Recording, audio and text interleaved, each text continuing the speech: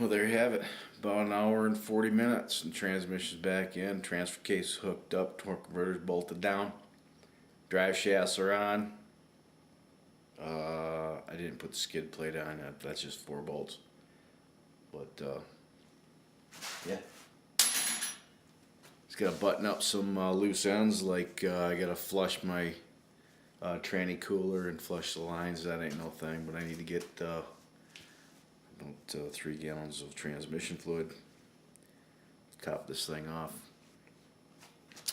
And I got a new filter for my remote tranny filter. The other interesting thing that this transmission came with, this Reman from AutoZone, it came with a can of flushing compound and a inline filter. Let me grab that and show it to you. Comes with a can of this, and looks like that's just supposed to screw on your transmission line, and one end of your line, and you flush the line out with that, and then you cut, I would imagine, the return line from the transmission cooler that goes back to the transmission. I guess it doesn't matter one way or the other, but I would put it on the return side is where I would put it, just to catch any of the crud that might be in your tranny cooler in the radiator. Just cut that and get a couple rubber lines and put that in line. It shows you which direction. That's back to the transmission. But it came with that flush kit, new bolts for the torque converter with the Loctite compound on the threads.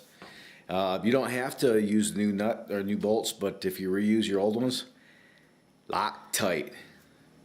But see what else. This is a lesson that I learned the hard way. I did a lift kit. It's a long time ago now, almost 10 years ago. I did a lift kit on a 3/4 ton 4x4, same body style. Did a 6-inch suspension lift.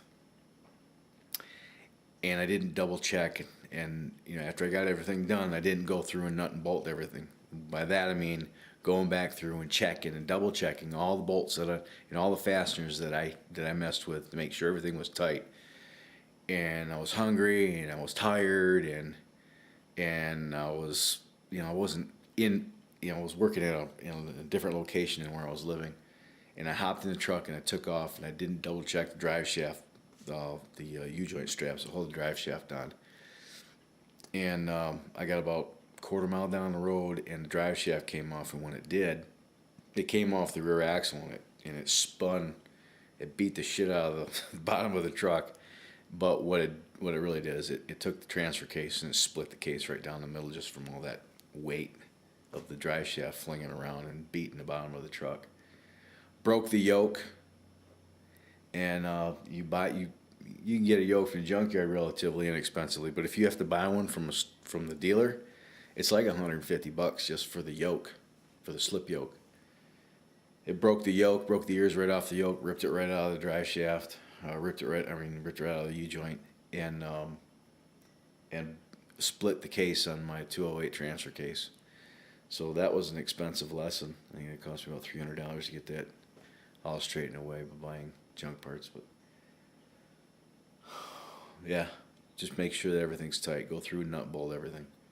Double check, and if when in doubt, triple check. Triple check. What else I gotta do? Oh, I gotta stop at the auto parts store and get transmission fluid.